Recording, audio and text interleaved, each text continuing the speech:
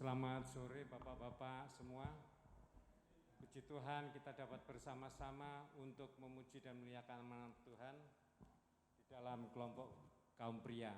Dan puji Tuhan sambil menunggu saudara-saudara kita yang belum tiba, kita akan mulai ibadah kita pada sore hari ini. Kita akan satu pujian Bapa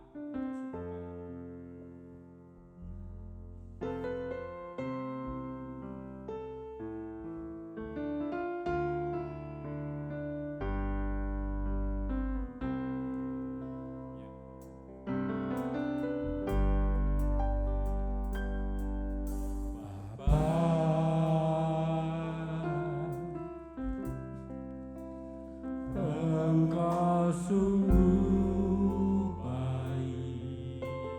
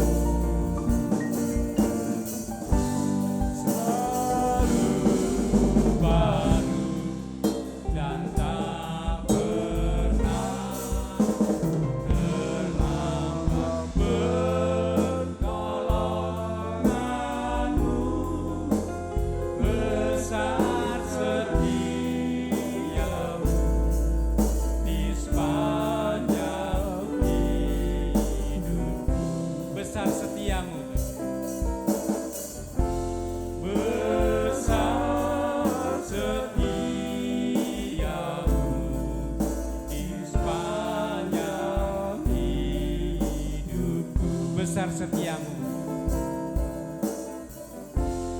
Besar setiamu di sepanjang hidupku.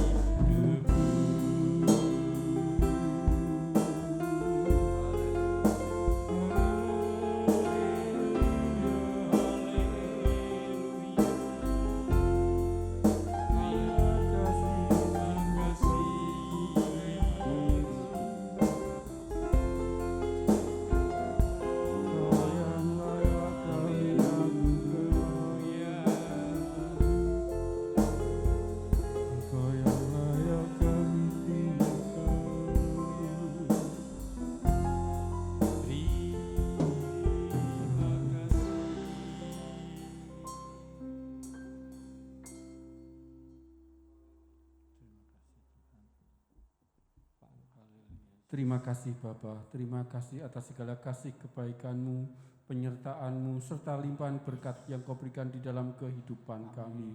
Terima kasih Tuhan buat waktu yang indah ini untuk kami bisa datang memuji menyembah Engkau, terlebih mendengarkan kebenaran firman-Mu. Terima kasih. Kami mohonkan Tuhan penyertaan-Mu di dalam ibadah ini. Engkau terus ada menyertai ibadah ini. Allah Roh Kudus, urapi setiap umat-umat-Mu yang ikut terlibat di dalam ibadah ini. Terlebih hamba-Mu yang akan membentangkan kebenaran firman-Mu. Engkau urapi dari tempat yang maha tinggi, sehingga apa yang disampaikan semakin menguatkan iman percaya kami untuk tetap berharap dan berharap hanya kepada Engkau Tuhan Yesus Kristus. Terima kasih Bapa, terima kasih. Dalam nama Tuhan Yesus Kristus kami peraskan segala doa kami. Haleluya. Amin. Amin. Kita tetap berdiri, kita nyanyikan Mars Pria Pantekosta.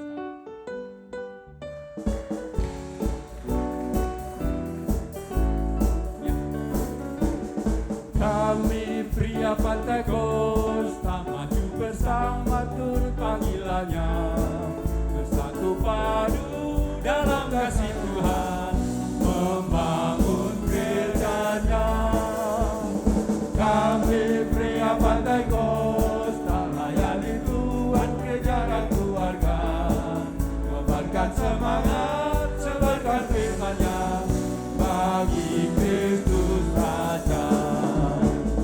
Kami pria Pantekosta maju bersama turut panggilannya, bersatu padu dalam kasih Tuhan, membangun gerejanya. Kami pria Pantekosta layani Tuhan, gereja dan keluarga, korbankan semangat, sebarkan firman-Nya bagi Kristus Raja. Sekali lagi. Kami pria Pantekosta maju bersama turut panggilannya, bersatu padu dalam kasih Tuhan, membangun gerejanya. Kami pria Pantekosta layani Tuhan, gereja dan keluarga, kobarkan semangat, sebarkan firman-Nya bagi Kristus Raja. Puji Tuhan, silakan duduk Bapak-bapak semua. Dan saya sangat bersyukur hanya ada beberapa saudara kita yang belum bisa datang karena mungkin kesehatan terganggu atau ada halangan lain. Tapi puji Tuhan, kita seberapa kita yang ada tetap semangat untuk memuji Tuhan. Amin. Terima kasih. Kita angkat satu pujian.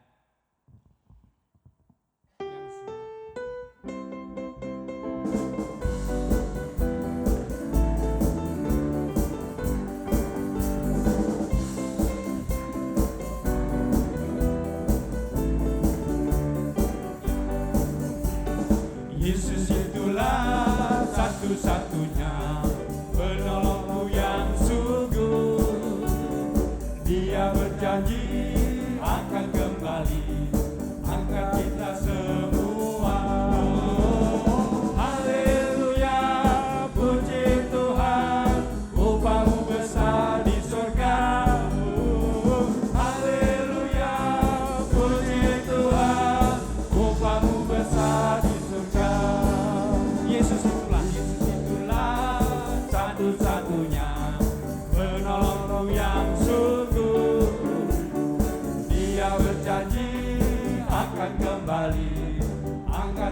semua.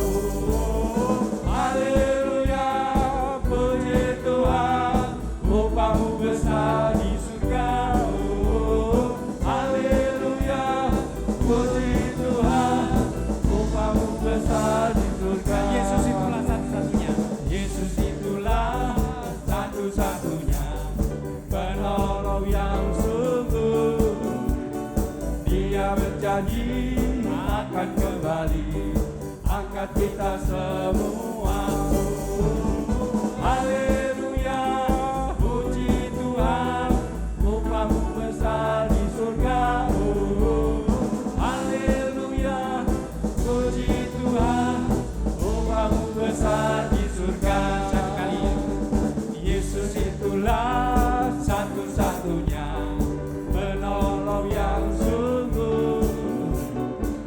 Dia berjanji akan kembali angkat kita semua. Haleluya, puji Tuhan, upahmu besar di surga.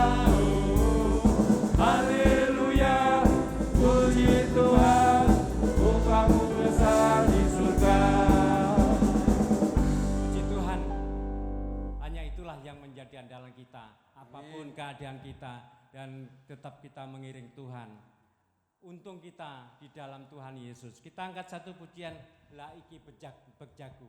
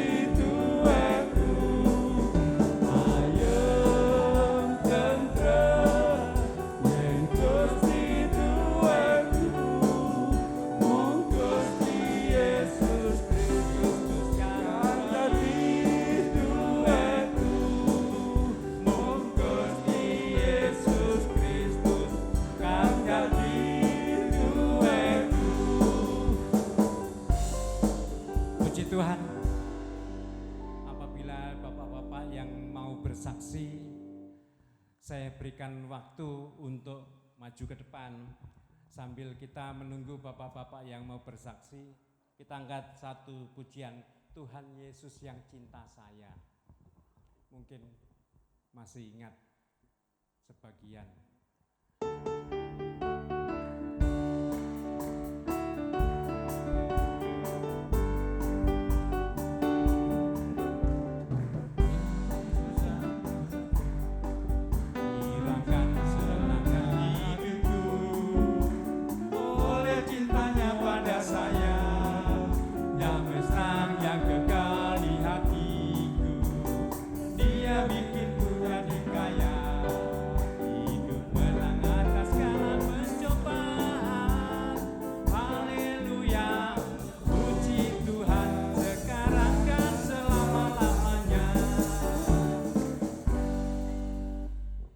Terima kasih waktu yang diberikan kepada kami untuk bersaksi. Sebelum kami bersaksi, saya mau tanya kepada saudara-saudara dulu.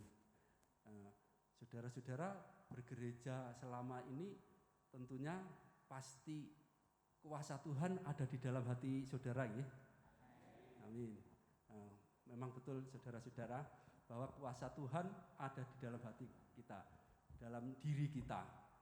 Ini terbukti bahwa saudara sudah digerakkan oleh Tuhan untuk beribadah di kaum pria ini.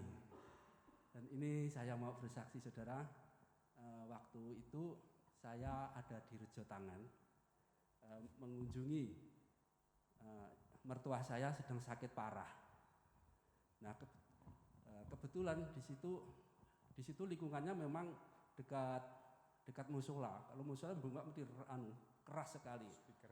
Dan situ tahu-tahu ada tetangga sebelah itu berlari-lari dari rumahnya itu gedor-gedor pintu. Pak Budi, tolong anak saya kerasukan setan gitu. Saya mau dicekik gitu. Terus waduh, ini terus nama ipar saya kan Budi gitu. Terus gitu terus ngajak saya ke tempatnya situ, ke tempatnya yang di kerasukan setan itu. Terus saya sebelum ke sana, saya minta perlindungan Tuhan dan saya berserah penuh kepada Tuhan bahwa kalau kekuatan saya tidak mungkin menghadapi kuasa kegelapan, tapi kalau kami yakin kuasa Tuhan pasti sanggup, iblis pasti dikalahkan. Dan saya sangat berseru kepada Tuhan. Terus kakak saya suruh duluan, saya berdoa di kamar. Terus saya datang ke situ, wah auranya sudah merinding saudara di tempat situ. Kebetulan di situ kan tidak ada satupun orang Nasrani, tidak ada, semua Muslim itu dan dekat sekali dengan musola. Terus kan saya datang di situ, dipegangi orang 4. Anak itu, perempuan yang sakit. Karena kalau dilepas, itu pasti menyekik ibunya. Nah, terus saya ke situ dengan istilahnya menyombongkan diri. Seolah-olah saya ini kuat, seolah-olah saya ini. Tapi saya mengandalkan Tuhan, betul itu. Saya memang wajah saya garang-garangkan gitu. Nah, terus perempuan itu kan meronta-ronta gini, pegang sini, terus saya suruh lepaskan, terus saya enggak basa-basi atau tanya siapa kamu, enggak, saya langsung tempeleng pipinya, pak, dalam nama Yesus gitu. Nah, terus puji Tuhan, setelah itu suruh saya lepaskan, tetap saya tampar 3 kali mungkin dia sakit mungkin. Terus dia lemas gitu. Lemas, terus saya tanya, Mbak Dini, namanya Dini situ. Mbak Dini, kamu merasa apa? Terus dia, panas Pak. Terus saya suruh ambil air gitu, mamanya itu suruh ambil air untuk diminumi. Tapi saya sebelum itu kan saya bilang, Mbak Dini, Mbak Nar itu, orang tuanya Mbak Nar namanya, Mbak Nar, iblis itu kalau seperti ini seringkali menipu, seolah-olah sudah sembuh, tapi nyatanya nanti pasti kembali lagi gitu. Terus dia minum, terus bersih-bersih, terus masuk kamar. Lah di situ lagi tenan, sungguh, wah meronta-ronta lagi. Saya tempeleng lagi dalam nama Yesus, dalam nama Yesus. Puji Tuhan. Akhirnya dia wajahnya itu berubah, wajah senyum gitu. Terus saya tanya, Mbak Dini, saya siapa? Tanya, Pak Puguh. Lah itu siapa? Mama. Ya kenapa tadi Mama kamu mau cekik ini? Katanya, enggak tahu gitu. Terus ini siapa? Imamnya adiknya gitu. Puji Tuhan, kuasa Tuhan Yesus memang hebat untuk bagi orang yang percaya. Terima kasih Pak. Puji Tuhan, mungkin masih ada lagi yang mau bersaksi. Dan sambil menunggu Theophilus mau menyanyi, kita angkat pujian sak ceke aku nderek Gusti.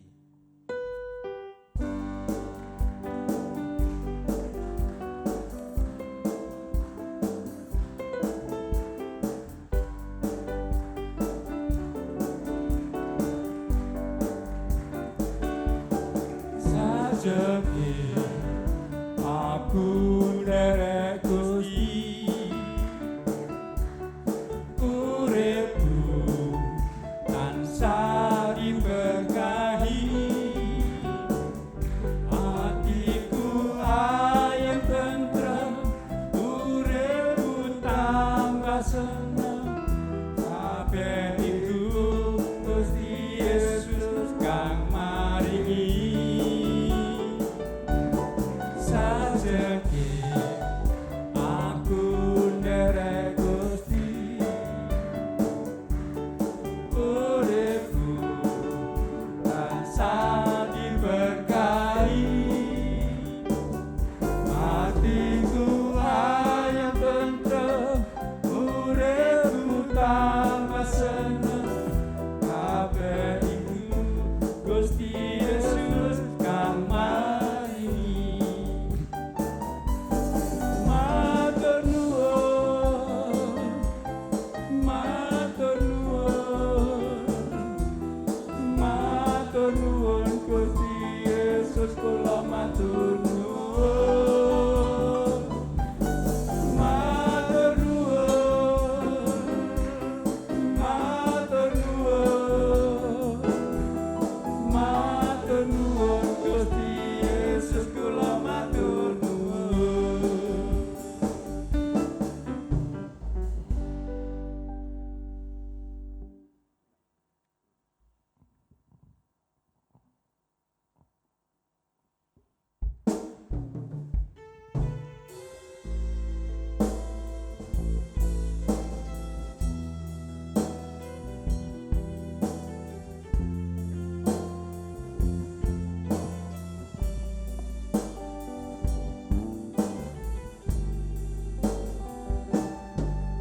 Gusti Yesus wis nandhang samsara, kanggo sederek sedaya, sarta nilai tulodo panjenengan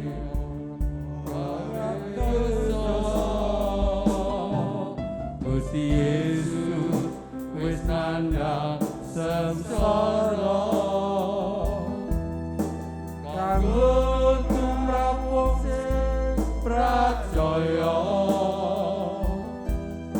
sarta wis nilai tulodo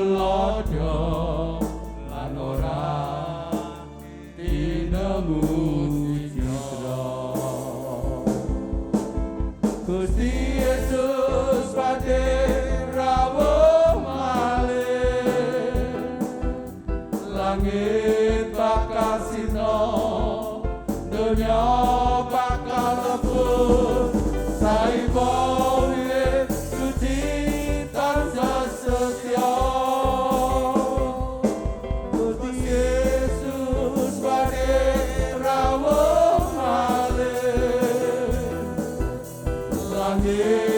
bakal sino dunya bakal lebur saibone suci tansah setya.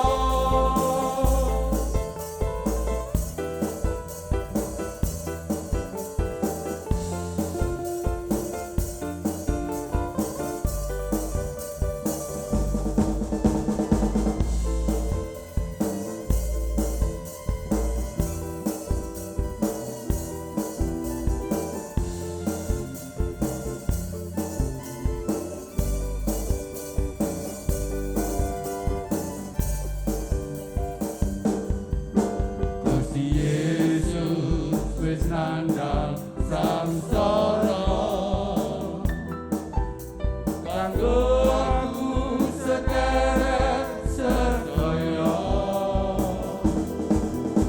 sarta nilai tulodo panjenengane ora gawe dosa.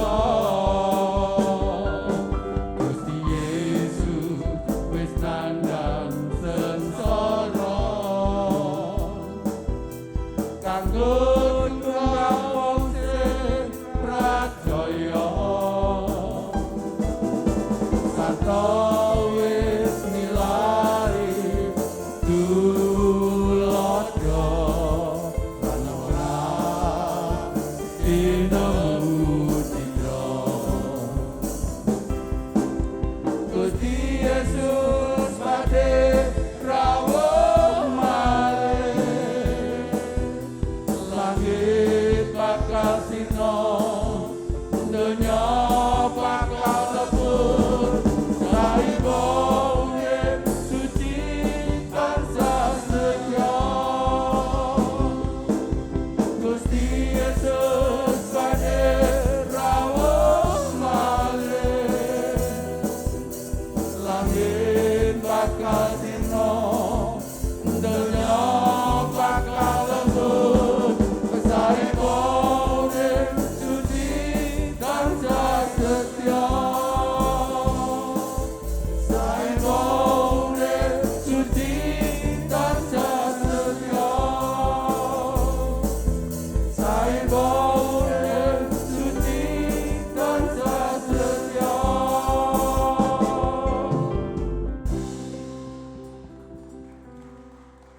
Puji Tuhan, itulah pujian dari Theophilus Group. Dan puji Tuhan kita bangkit berdiri, kita akan sambut firman Tuhan. Kita angkat pujian, kusiapkan hati.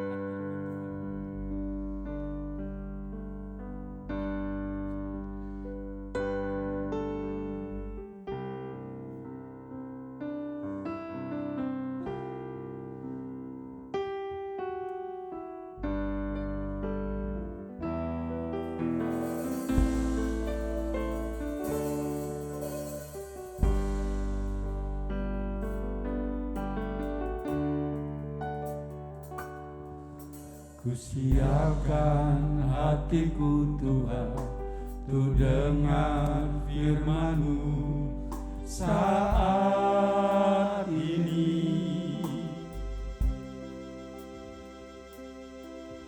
Ku sujud menyembah-Mu Tuhan, masuk hadirat-Mu saat ini.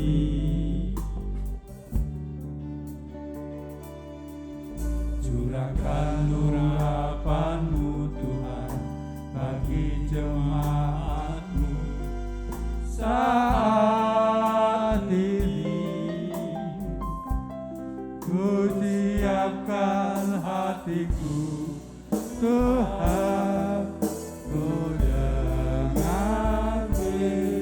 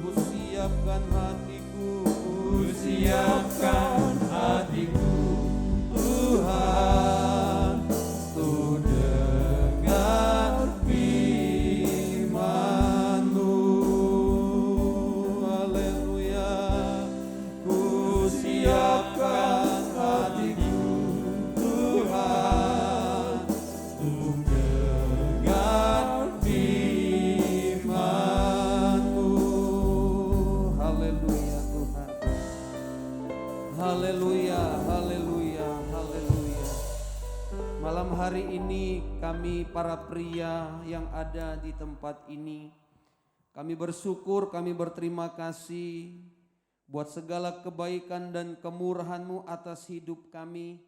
Engkau yang sudah menolong setiap pribadi lepas pribadi kami. Sepanjang hari ini Engkau sudah menyertai kami sehingga di malam hari ini kami dapat berkumpul untuk beribadah kepada Engkau.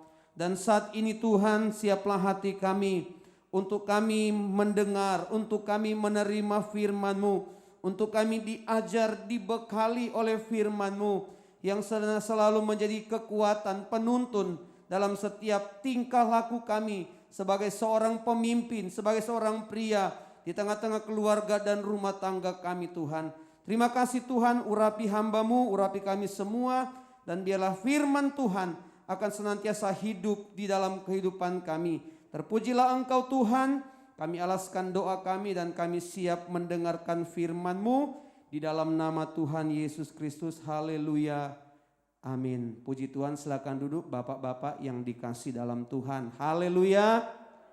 Haleluya. Puji Tuhan, bersyukur dan berterima kasih atas kebaikan dan kemurahan Tuhan yang luar biasa yang sudah Tuhan kerjakan kepada kita para pria, kepala rumah tangga, bapak-bapak yang ada. Sepanjang hari ini kita boleh merasakan bahkan dalam rumah tangga kita, tentunya bapak-bapak sudah merasakan campur tangan Tuhan. Ya, kalau mau disuruh bersaksi satu persatu tentunya waktunya tidak cukup ya.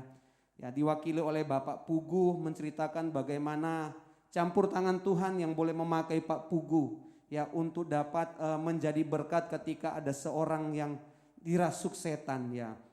Nah, malam hari ini dengan tema yang sudah saya sampaikan kepada koordinator Bapak Bambang, yaitu pria yang kuat.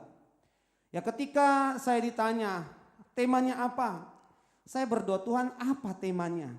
Kemudian dalam tahun ini saya mengingat apa yang disampaikan oleh hamba-hamba Tuhan sebelumnya. Dan mungkin ada yang masih ingat firman Tuhan yang disampaikan oleh Pak Edi.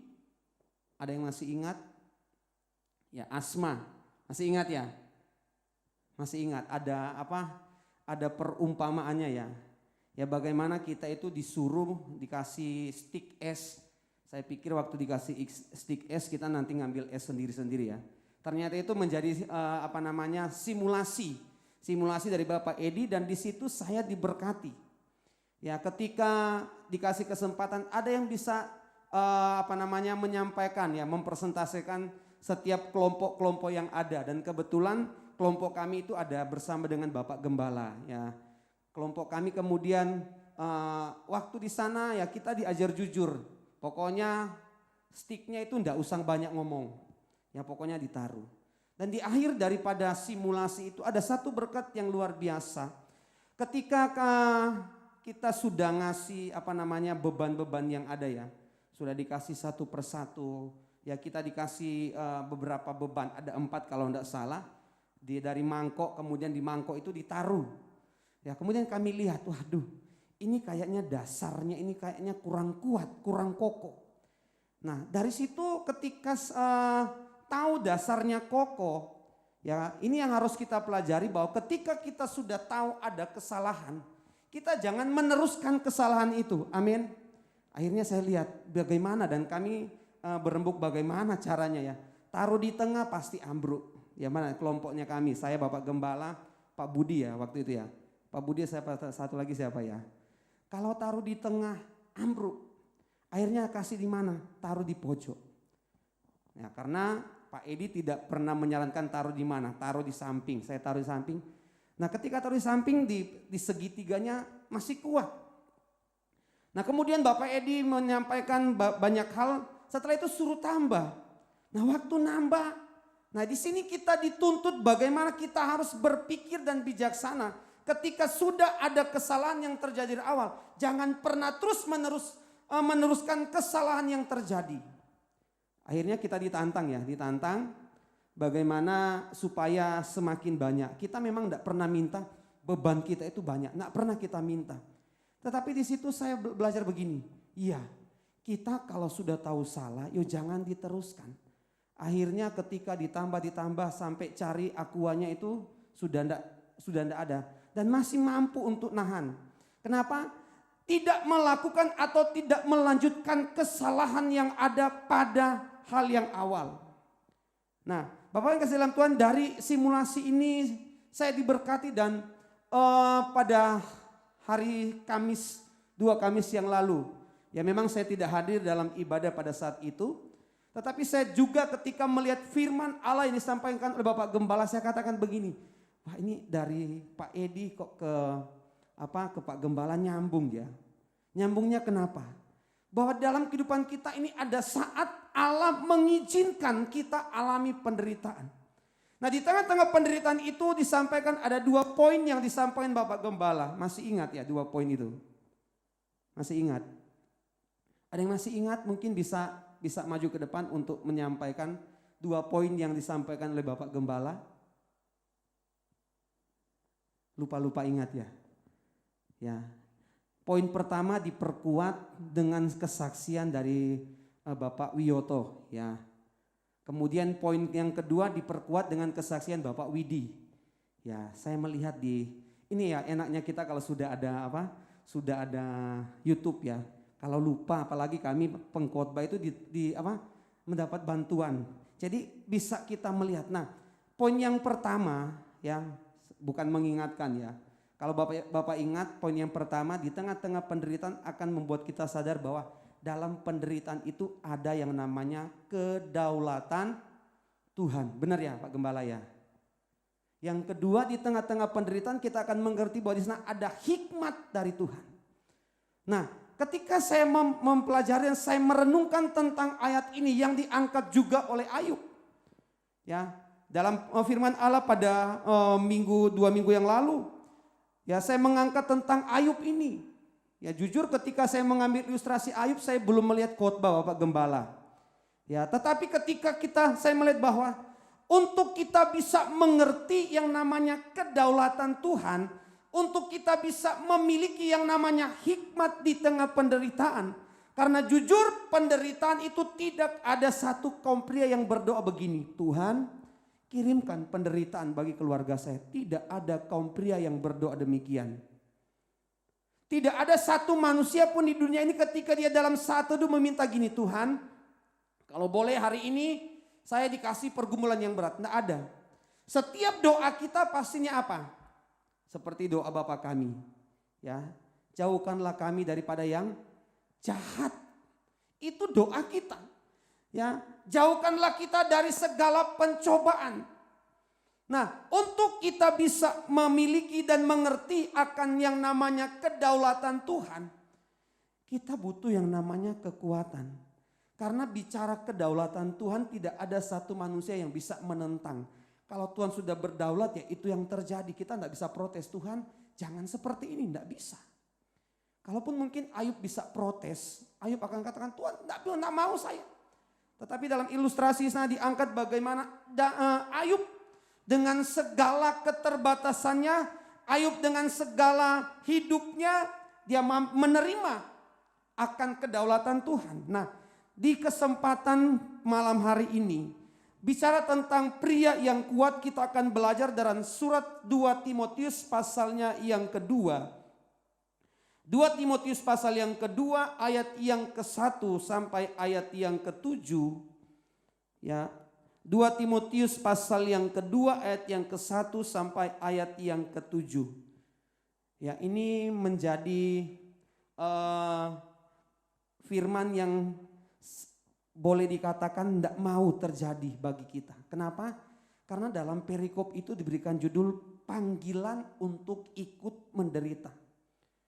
Bapak-bapak yang dikasih dalam Tuhan, jujur kalau kita mau dipanggil oleh Tuhan, mau yang enak atau mau yang susah? Ya. Mau yang enak atau yang susah?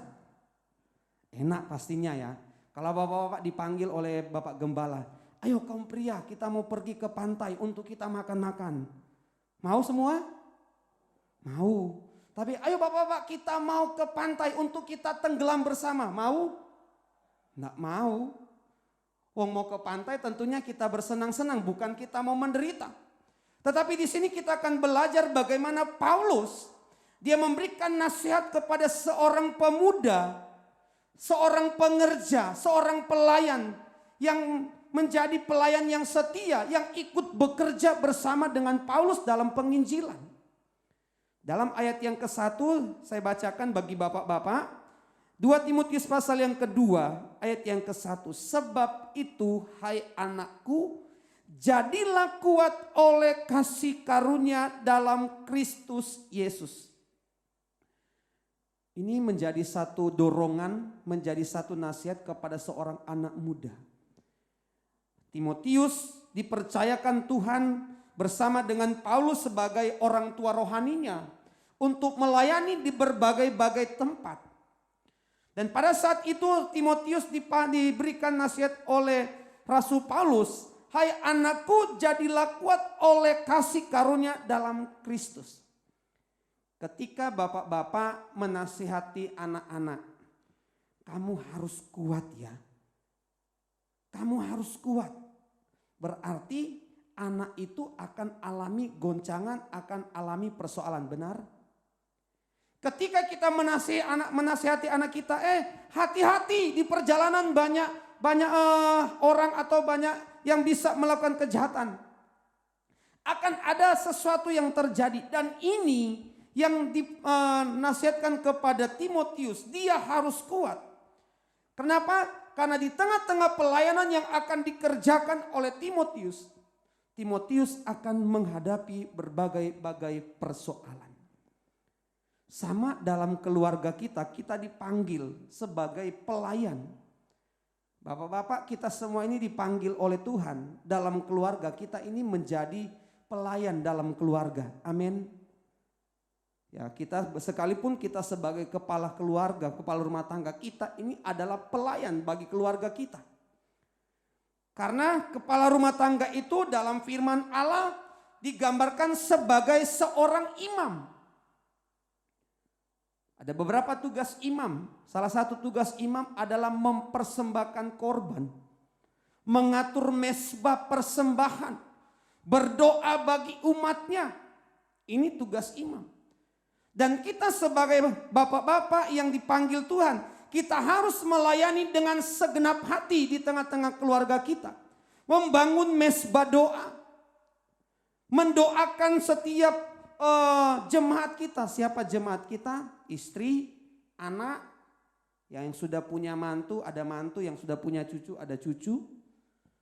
Ini tugas kita. Dan memang benar ketika kita sebagai kepala rumah tangga, dipercayakan pelayanan seringkali, kalau mau jujur ya, saking capeknya ya kita melupakan, kita melalaikan tugas kita, benar apa enggak? Apalagi sudah bekerja aktivitas 1 hari 12 jam. Waktunya untuk membangun mezbah lupa karena capek. Nah, di sini dibutuhkan kekuatan. Karena ketika kita diperhadapkan dengan penderitaan seperti yang disampaikan oleh Bapak Gembala di 2 Kamis yang lalu. Ya, menghadapi penderitaan itu bukan dibutuhkan kekuatan fisik. Menghadapi yang namanya pergumulan bukan membutuhkan kekuatan pria yang seperti orang-orang yang punya badan yang kuat, tidak. Tetapi membutuhkan kekuatan yang dari dalam. Bapak Pugu ketika mendoakan seorang pemudi yang dirasuk setan, saya percaya Pak Pugu tidak menggunakan kekuatan fisik. Kalau Pak Pugu pakai kekuatan fisik, Pak Pugu yang akan ditendang. Ya, karena orang kalau kerasukan setan itu kekuatannya melebihi dari kekuatan normal, benar? Ya, saya pernah mendengar cerita dari Bapak Gembala. Ada seorang anak muda yang dirasuk setan, itu menahan beberapa orang tidak kuat. Dan kami pun pernah alami di pelayanan yang ada di Jatilengger. Ya, ketika ada seorang ibu muda yang dirasuk setan, orang tuanya, papanya, mamanya, kami, orang 4 tahan itu rasanya itu tidak bisa. Kenapa? Karena dia memiliki kekuatan yang lebih daripada kekuatan semula. Nah, dalam kita diperhadapkan dengan berbagai-bagai penderitaan. Yang tentunya penderitaan itu bukan semata-mata karena Tuhan. Ya, Tuhan tidak pernah memberi, tetapi Tuhan mengizinkan. Tuhan mengizinkan kita untuk alami yang namanya ujian dalam hidup kita. Seperti Ayub diizinkan Tuhan. Ketika iblis datang kepada Tuhan, iblis bertanya, Tuhan, Ayub, kamu lihat Ayub hidupnya, orangnya jujur saleh, orangnya takut akan Engkau. Ya, dalam perbincangan iblis katakan, coba pagarnya kamu cabut Tuhan, pasti dia akan menyangkal Engkau. Ya, dari sini sebetulnya penderitaan yang dialami oleh Ayub diizinkan Tuhan, dan ditambah lagi ya iblis yang mempermainkan Ayub. Ya. Nah, dalam hal ini untuk kita menghadapi penderitaan, ya kami hamba-hamba Tuhan tidak pernah berdoa, Tuhan kirimkan penderitaan bagi keluarga-keluarga yang ada. Tidak pernah. Tetapi ketika itu terjadi, entah itu diizinkan Tuhan, entah itu karena kuasa kegelapan atau karena salah sendiri, semua kita harus kuat. Kalau diizinkan Tuhan, tentunya kita berdoa, Tuhan kuatkan kami. Kalau datang karena kuasa kegelapan, kita tengking. Kalau ada karena kesalahan sendiri, kita harus minta ampun, ya. Jangan hanya karena kesalahan sendiri, dibuat sendiri, kita katakan setan kurang ajar kamu ya. Padahal salah sendiri. Saya tidak membela setan, tetapi kadang-kadang setan menjadi kambing hitam. Yo, kambing hitam bisa dimakan. Ya, setan seringkali dikambing hitamkan padahal kita. Nah, kembali dalam 2 Timotius pasal yang kedua, dari apa yang disampaikan oleh Rasul Paulus kepada Timotius, Paulus memberikan gambaran bagaimana kekuatan yang harus dimiliki oleh seorang pemuda yang bernama Paulus. Dan itu juga kekuatan yang kita miliki, kekuatan yang bukan datang dari luar, tetapi kekuatan yang keluar dari dalam diri kita. Yang pertama, dalam ayat yang ketiga, ada 3 hal yang diangkat oleh Rasul Paulus untuk menggambarkan kekuatan seorang untuk dimiliki oleh Paulus. Yang pertama dalam ayat yang ketiga, ikutlah menderita sebagai seorang prajurit yang baik dari Kristus Yesus. Ayat 4, seorang prajurit yang sedang berjuang tidak memusingkan dirinya dengan soal-soal penghidupannya, supaya dengan demikian ia berkenan kepada komandannya. Bapak-bapak yang dikasih dalam Tuhan, untuk kuat dalam menghadapi ujian, kuat dalam menghadapi persoalan di tengah-tengah keluarga rumah tangga kita. Apalagi hari-hari ini, ya banyak yang mengeluh, pekerjaan mulai sulit. Ya, ada beberapa jemaat di tempat pelayanan kami, ya dia katakan, waduh sekarang kerja gaji sudah dikurangi. Dan ketika gaji dikurangi itu tidak ada pengurangan orang dalam bekerja, tetapi sengaja dikurangi gajinya supaya kalau tidak betah keluar sendiri tanpa dipecat. Ya. Dan ini terjadi di zaman sekarang ini. Nah, kalau kita tidak kuat menghadapi persoalan demikian, maka kita akan mengeluh. Dan akhir daripada pengeluhan kita akan berdosa. Dan kalau kita berdosa, tempatnya di mana? Neraka. Pujian tadi yang sedikit sekali saya ngerti. Ya, di sana kalau Tuhan sudah rela berkorban bagi kita, ya, kita itu harus hidup suci tanpa dosa, benar ya? Ya, lagu yang diciptakan oleh anak-anak Tuhan ini luar biasa ya. Tuhan rela berkorban. Memang dunia ini pada akhirnya akan binasa. Nah, kita yang hidup, yang percaya, biarlah kita mau menghargai pengorbanan Tuhan. Nah, di tengah-tengah penderitaan, Paulus mengangkat satu contoh. Ikutlah menderita sebagai seorang prajurit yang baik. Karena ada banyak orang yang menderita bukan karena penderitaan karena diizinkan, tapi karena ada salahnya. Makanya Paulus tegaskan sebagai prajurit yang baik. Nah, bapak-bapak yang kasih dalam Tuhan, bapak-bapak yang diberkati Tuhan, ciri pribadi seorang prajurit yang baik. Kenapa Paulus mengangkat tentang prajurit yang baik? Karena dalam pribadi prajurit yang baik itu ada beberapa ciri. Yang pertama, prajurit yang baik itu adalah prajurit yang sabar. Ya, prajurit yang baik, prajurit yang sabar. Kalau kita lihat ada banyak contoh-contoh prajurit yang sementara dididik. Ya, kadang-kadang sama komandannya hanya berdiri salah saja langsung dicambuk. Butuh sabar ya. Kadangkala sementara dia latihan kemudian bikin kesalahan, kepalanya digebuki dengan kayu. Sabar. Kami di kampung saya tinggal, ada satu lokasi menjadi tempat latihan para tentara. Jadi kalau tentaranya sudah latihan senang kami. Tetapi waktu latihan, kompleks itu sudah dipagari oleh beberapa komandan. Tidak boleh didekati. Nah, setelah selesai mereka latihan, kami dengar tembakan, ya, kemudian dengar teriakan dari komandannya, maju. Ya, setelah selesai itu kami mengambil bekas-bekas pelurunya ya. Memang dapat banyak.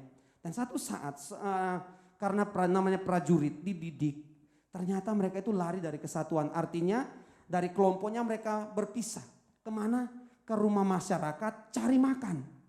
Ya, sama masyarakat dikasih makan. Setelah selesai makan dipanggil semua prajurit. Dihitung, nah kami anak-anak ketawa-ketawa. Ya, ketika hitung kurang 2, di mana yang 2? Tiba-tiba lari dari dapur masyarakat. Siap komandan, terlambat. Setelah katakan siap, pakai kayu langsung dipukul. Prajurit yang baik tidak akan melawan, sabar. Yang kedua, prajurit yang baik itu prajurit yang pantang menyerah. Kalau kita melihat perjuangan prajurit-prajurit yang telah mengerjakan atau membawa kemerdekaan di bangsa kita. Mereka adalah prajurit-prajurit yang baik, yang pantang menyerah. Ketika musuh datang mereka tidak memikirkan, oh ada musuh, kasihan istri saya. Ya. Makanya Paulus katakan prajurit yang baik itu tidak memikirkan kepentingannya sendiri. Prajurit yang baik itu dia tidak memusingkan kehidupannya. Dia pantang menyerah sekalipun kematian di depan matanya. Dia tetap berjuang. Dia nak mikirkan gini, aku kena tembakan, nanti istri saya siapa sing ngopeni. Enggak. Ya. Kalau saya kena tembakan dan mati, anak saya siapa yang akan urus? Dia pantang menyerah. Dan sifat dari prajurit, sifat yang lain dari prajurit adalah setia atau loyal. Ya, sebelum mereka selesai berperang, prajurit yang baik tidak akan pulang kampung, tidak akan keluar dari kesatuan. Itu prajurit yang baik. Yang selanjutnya prajurit yang baik itu adalah prajurit yang rela berkorban. Nah, inilah alasan kenapa Paulus mengangkat tentang prajurit.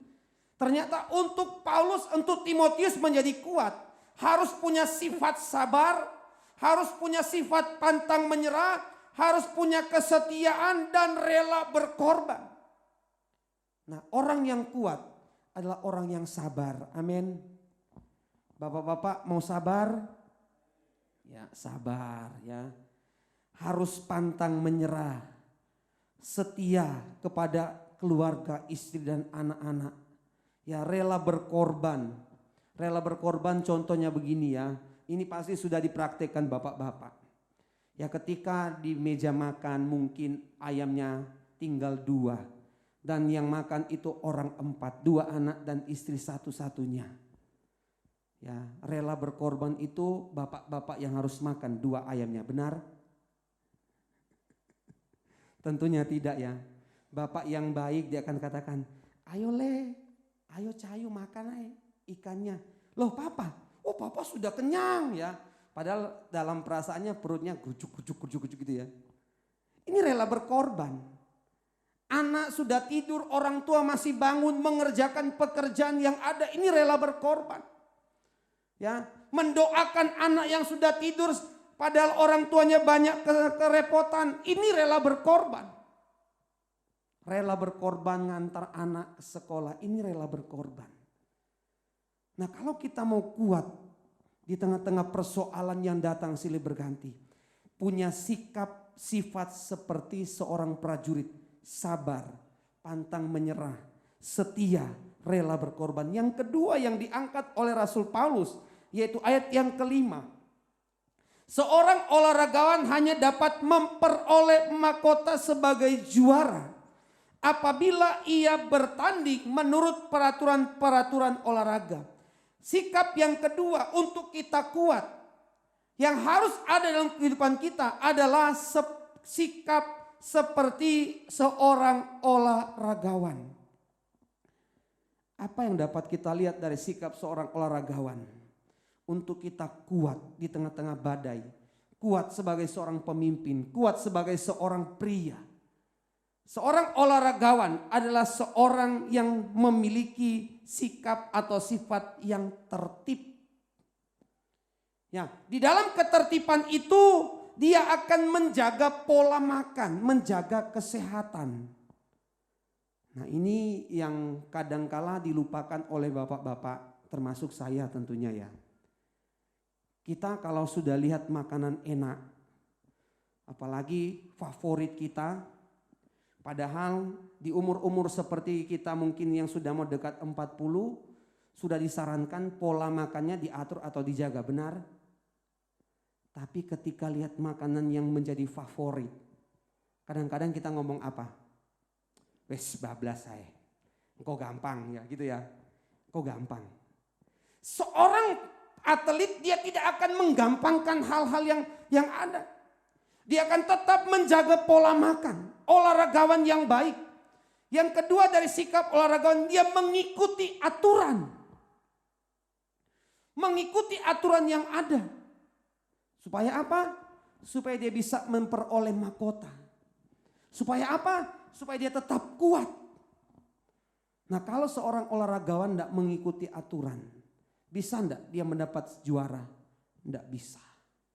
Kalau kita sebagai kepala rumah tangga tidak memiliki sikap seperti seorang olahragawan yang tidak menjaga kesehatan, yang tidak mengikuti aturan, saya percaya kita akan lemah.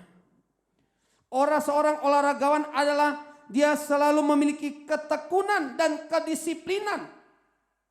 Olahragawan itu adalah orang yang fokus. Kalau kita melihat olahragawan yang berhasil, ya kalau mungkin kita membaca biografi mereka atau sekarang kita mau lihat ya melihat tentang profil mereka, ya pasti kita akan tahu kenapa mereka juara. Tentunya yang melekat pada mereka adalah mereka punya kedisiplinan yang kuat. Ya kalau saya dalam dunia olahraga memang tidak terlalu hobi untuk menjadi favorit atau mencari idola, enggak. Tetapi ketika saya tertarik untuk melihat seseorang, contohnya pemain sepak bola, saya akan baca profilnya. Oh ternyata kenapa dia bisa bertahan. Contohnya mungkin bapak-bapak kenal seorang pemain MU ya, Cristiano Ronaldo, yang masih bertahan bermain sampai usia hampir 37 tahun. Ya, saya tidak mengidolakan dia, tetapi saya tertarik. Kenapa? Yang pada umumnya pemain-pemain terkenal itu 33 tahun gantung sepatu. Ya, 34 tahun paling pol, ya 35 hanya 1-2 orang yang bisa mencapai seperti ini yang bertahan. Ternyata dia punya pola latihan, kedisiplinan yang ketat. Sehingga dia tetap bugar. Ya, beda dengan Ronaldo yang satunya ya. Karena dia nak menjaga pola makan, akhirnya badannya menjadi gemuk.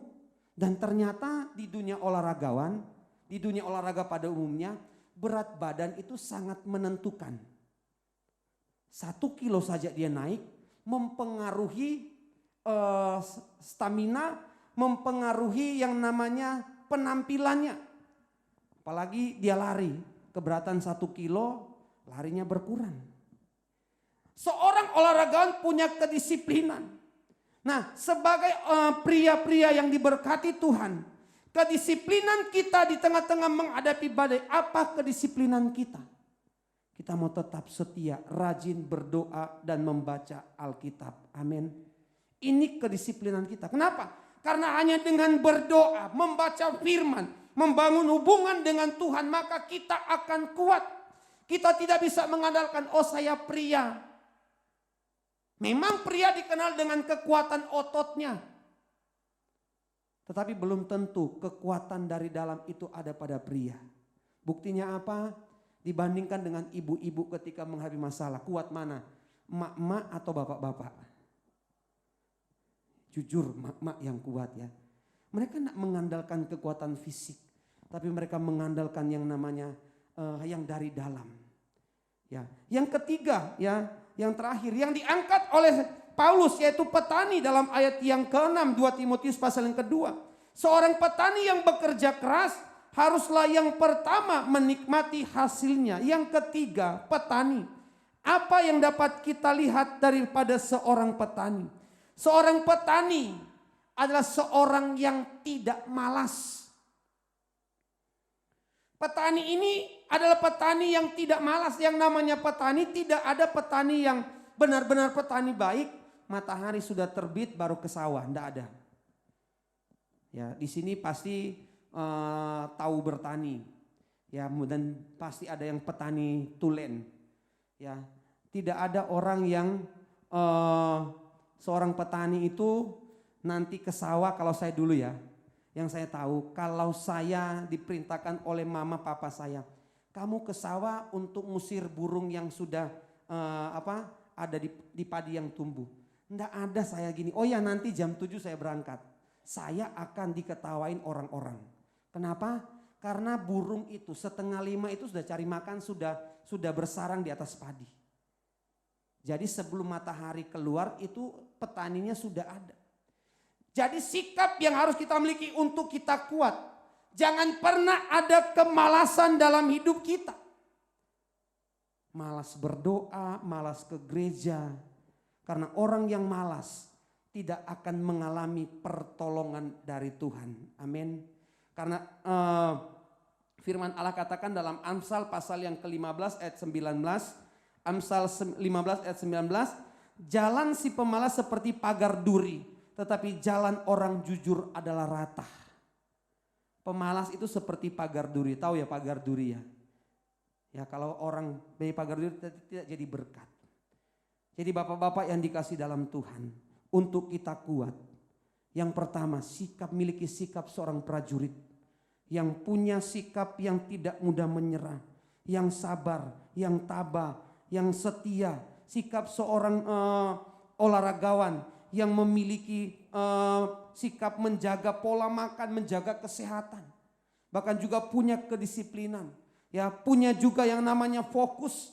Dan yang ketiga, petani. Kenapa Paulus angkat petani? Karena seorang petani adalah petani ini memiliki sikap yang rajin. Ya, kalau kita rajin, kita akan kuat. Rajin berdoa, rajin baca firman, rajin bersekutu, kita akan kuat. Karena kalau kita rajin bersekutu dalam komunitas yang benar, di situ kita akan alami kekuatan. Mengakhiri firman Allah, ada seorang bapak ya, tidak ada di tempat ini. Ya, bicara tentang komunitas, ini ternyata sangat berpengaruh. Komunitas yang benar akan mengarahkan kita pada tindakan yang benar. Tapi komunitas yang salah akan mengarahkan kita pada tindakan yang tidak benar. Ada satu saat dia alami persoalan. Persoalan dalam rumah tangga. Nah, karena komunitasnya itu komunitas bukan orang-orang percaya. Ya, yang di dalamnya juga ada orang Kristen tapi tidak setia, hanya Kristen KTP. Jadi ketika dia dalam persoalan, temannya ngomong gini, "Halah timbangannya sampean mumet, ngaleo." Nah, ini nasihat yang benar apa salah? Salah. Pergi saja. Tidak usah pikirkan yang di rumah, pergi. Dan ternyata benar, dia ikuti nasihat dari komunitas yang tidak benar. Nah, kemudian pada satu saat dia pergi, tidak berapa lama kemudian dia kembali. Ya, kembali dan bertemu, karena saya tahu orang itu, saya tanya, "Loh kok sudah kembali?" Ternyata di sana soroh. Ya, dalam bahasa Jawa ya. Ternyata di sana itu sulit. Loh dulu kok pergi? Ya, ternyata saya salah. Menghindari masalah, lari dari masalah, mendapatkan masalah di tempat yang lain. Makanya bapak-bapak miliki komunitas yang benar. Hari Kamis ada ibadah kaum pria, datang beribadah karena dalam ibadah itu ada berkat-berkat yang akan kita peroleh. Mari pemain musik, kita akan angkat satu pujian.